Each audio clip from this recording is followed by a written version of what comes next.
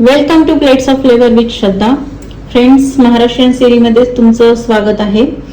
आज आपण बनवणार आहोत महाराष्ट्र स्पेशल पुरणपोळी.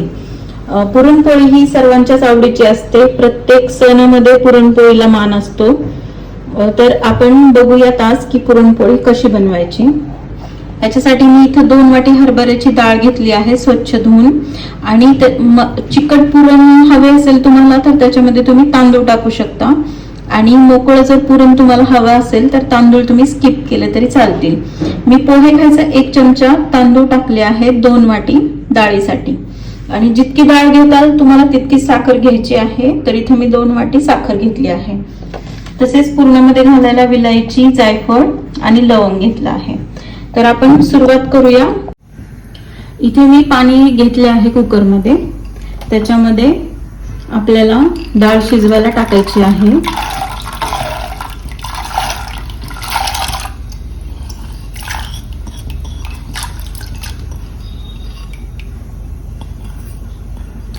आणि थोडंसं पाणी जरी राहिलं डाळीमध्ये तरी काही हरकत नाही. आपल्याला ते कटाच्या आमटीसाठी वापरता येतं.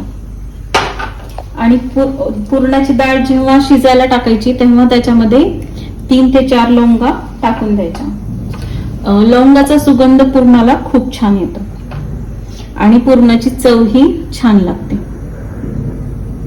तर आता आपण इथे 3 ते 4 शिट्ट्या करून घेणार आहोत.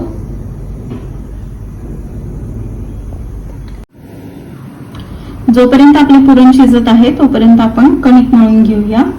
याच्यासाठी मी 2 वाट्या गव्हाचे पीठ घेतले आहे. त्याच्यामध्ये 2 चमचे मैदा घातला आहे. आणि आता त्याच्यामध्ये आपण घालणार आहोत थोडेसे मीठ, थोडं मोहन टाकायचं आहे आपल्याला तेलाचं. 1 चमचा जवळपास मोहन टाकलेला आहे. आणि आता आपण ते सर्व मिक्स करून पीठ मळून घेऊया. थोडंसं सैलसर पीठ मळायचं आहे आपल्याला. रोज आपण पोळ्या बनवतो त्याच्यापेक्षा थोडंसं सैलसर पीठ मळून घेऊया. अशा रीतीने आपण पीठ मळून घेऊया.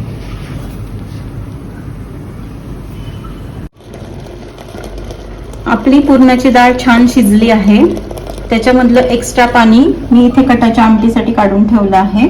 आणि सोबत थोडीशी कटाच्या आमटीसाठी डाळ ही काढून ठेवली आहे. तर आता आपण याच्यामध्ये 2 वाट्या साखर घालूया. 2 वाट्या आपली डाळ होती तर 2 वाटी साखर घालायची आहे.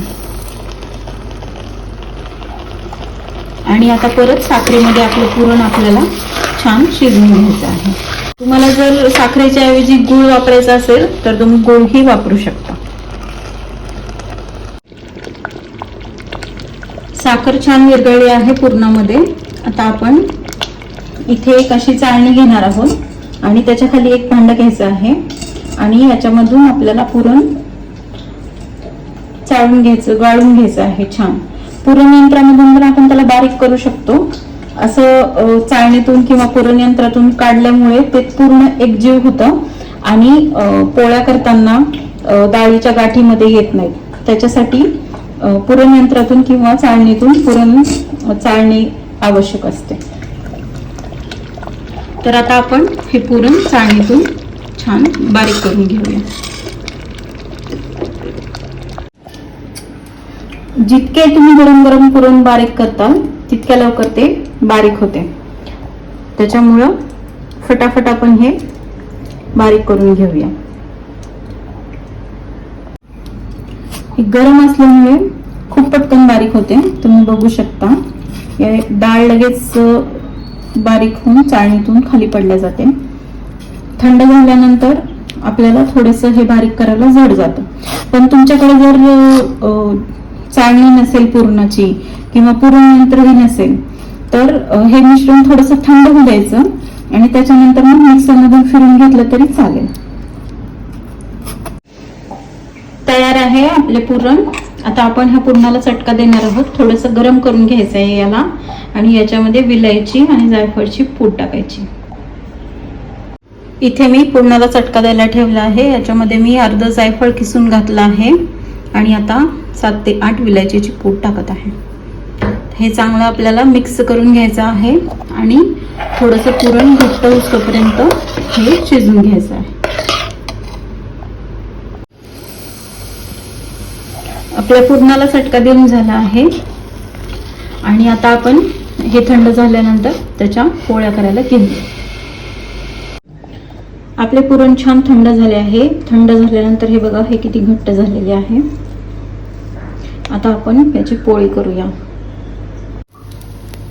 अशा प्रकारचे छोटे उंडे करून घ्यायचे आहेत आपल्याला.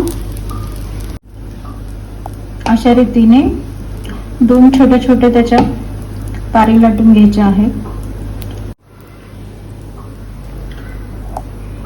अशा प्रकारे आपण त्याच्यामध्ये पुरण भरायचं आहे आणि ते एकसारखं करून मग आपण त्याची पोळी लाटणार आहोत.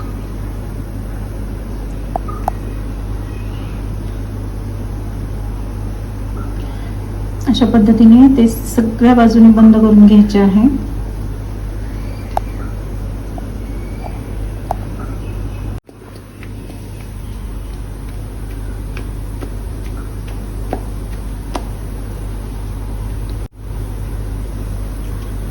अशा प्रकारे आपल्याला आता पुरणपोळी लाटायची. खूप फास्ट मध्ये ही पुरणपोळी होते, कारण की पुरण ही पातळ असते आपले. फटाफट पुरणपोळी होतात आणि गरम गरम तव्यातली पोळी ताटात खूप छान लागते.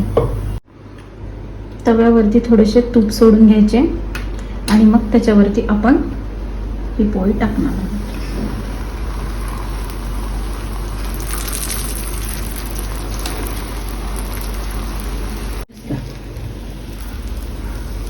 आता अशा प्रकारे तूप सोडून घ्यायचे आहे आपल्याला पोळीवरती. पुरणपोळी उलटवण्याची एक पद्धत तुम्हाला दाखवते. तुम्ही बघू शकता, एकदम फुगली आहे पोळी.